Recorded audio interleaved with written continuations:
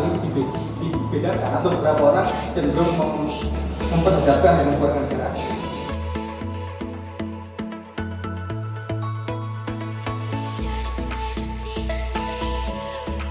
Terima kasih, saya kira ini pertanyaan yang menarik. Perencanaan kita hari ini memang menghadapi tantangan yang serius. Saya mulai dari yang terakhir, persoalan politik. Kita akan menghadapi pemilu tahun 2024 dan kita tahu tahun 2023 adalah tahun-tahun kampanye di mana isu politik identitas mau nggak mau itu pasti akan menjadi salah satu hal yang menjadi isu bersama. Kita sudah pernah mengalami situasi di mana politik identitas menjadi salah satu menu kampanye yang itu ternyata memakan banyak korban bagi saya. Tahun 2017 pemilihan gubernur di DKI Jakarta menunjukkan bagaimana isu politik identitas semakin memecah belah masyarakat kita. Masyarakat mengalami diskriminasi karena berbeda pilihan antara siapa yang memilih Ahok dan siapa yang kemudian memilih Anies. Nah, saya khawatir bahwa tahun ke depan, 2 tahun belakangan ini kita kemudian akan menghadapi masalah yang sama. Politik identitas itu saya kira bukan hal yang tabu dalam demokrasi.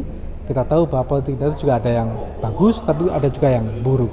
Nah, yang perlu kita dorong dalam konteks demokrasi adalah politik identitas yang bagus. Karena itu bagi saya, dalam konteks tahun-tahun politik ini, maka kita perlu punya komitmen dan perlu mendorong masyarakat untuk tidak lagi memilih para politisi yang menggunakan politik identitas tapi untuk memecah belah. Tidak lagi memilih para politisi yang hanya kemudian mencari keuntungan semata tanpa pernah mempedulikan kondisi masyarakat kita. Kita pernah punya pengalaman buruk dan kita harus belajar dari itu. Jadi kita harus mulai bisa dan punya kesadaran bersama untuk tidak lagi memilih para politisi yang menggunakan politik identitas yang memecah belah. Itu yang pertama. Yang kedua, terkait dengan resesi global, saya kira ini masalah bersama, nggak hanya di Indonesia tapi juga di luar negeri. Kita melihat banyak berita di Inggris dan sebagainya, bagaimana kemudian isu pengangguran, isu masyarakat miskin juga menjadi isu yang sangat besar, apalagi di Eropa sekarang ada perang antara Rusia dan Ukraina.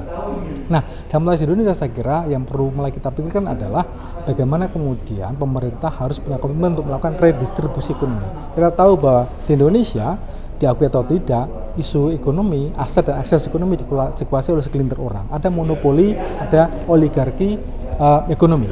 Itu yang kemudian harus kita waspadai.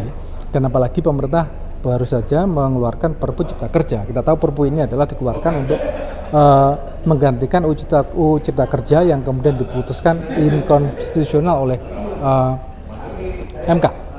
Nah, jangan sampai kemudian Perpu Cipta Kerja ini menjadi masalah baru. Bagaimana kemudian masyarakat tidak lagi bisa mengakses kerja, tidak lagi mampu mengakses aset dan akses ekonomi gitu.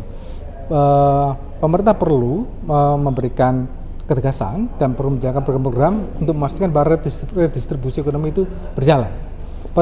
Saya tahu Perpu Cipta Kerja ini dikeluarkan pemerintah untuk menarik investasi dan harapannya adalah membuka peluang kerja sebanyak-banyaknya. Tapi kita tahu bahwa aturan itu juga menimbulkan banyak persoalan, termasuk kritik dari para buruh yang kemudian kita bisa baca lewat media beberapa waktu belakangan. Jadi jangan sampai kemudian pemerintah membayangkan menarik investasi dan kemudian menciptakan lapangan kerja dengan Perpu ini, tapi justru kemudian masyarakat tidak mampu mengaksesnya. Buat apa ada investasi, buat apa ada lapangan kerja kalau masyarakat tidak mampu mengaksesnya karena keterbatasan satu dan lain sebagainya. Yang perlu didorong adalah redistribusi tadi itu, memastikan jangan sampai kemudian aset dan akses ekonomi di Indonesia itu hanya dimiliki oleh segelintir orang. Itu yang kemudian paling penting dan perlu ditekankan.